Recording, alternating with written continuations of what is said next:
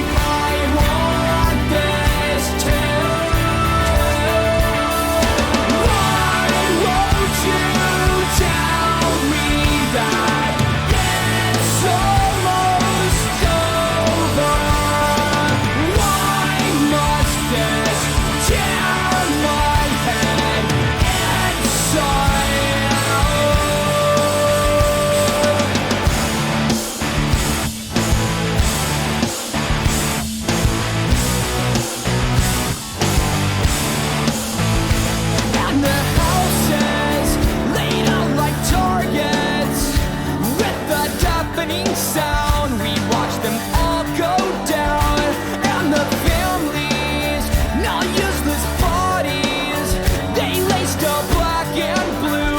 A gift from us to you.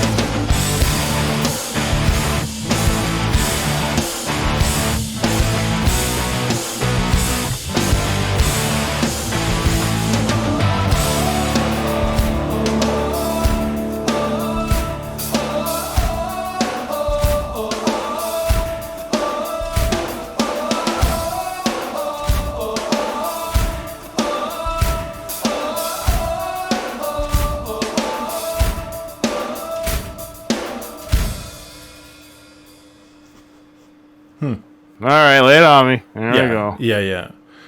Okay, first of all, I know why you like that song. I know why you like this band.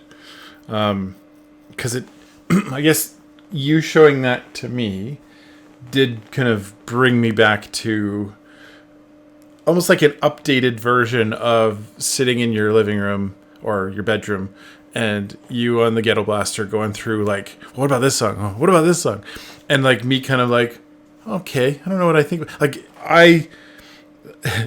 this is not related, but for some reason the band White Lion came to mind. Not that I think they're related. I know, yeah. I don't think they're related. But I remember how like you were like, you loved White Lion, and I was kind of like, yeah, do I like White Lion? And sure. And like you like convinced me basically to like White Lion, and to the point now where if I hear a White Lion song, I'm like transported back to that time. So what you showing that song to me did is it kind of brought that feeling back. You know what I mean? Okay. Because it's a very like positive, like mean when I say positive, I mean the tone is very positive. The there was a couple of moments there where it's talking about war. Yeah, I know it's talking about war, but it's still very clean guitars with like interjections of kind of heavy, but it still has a like overall kind of positive tone, and that's similar to White Lion. If you think about how White Lion stuff often went that way, it wasn't all like angry rock. It was actually often quite positive. Yeah. But you like the song? Do I like the song? Man. I like the song. You are the worst. Oh, yeah. Yeah, I'm the worst. No. It's not even their best song, but it's. I wanted to show. Yeah, well, it's one of those songs I love. But it's hard to say like which one is going to hit Nathan first and foremost. Like what would? But maybe none of them will. I don't know. I know you like the song, but I did like the song.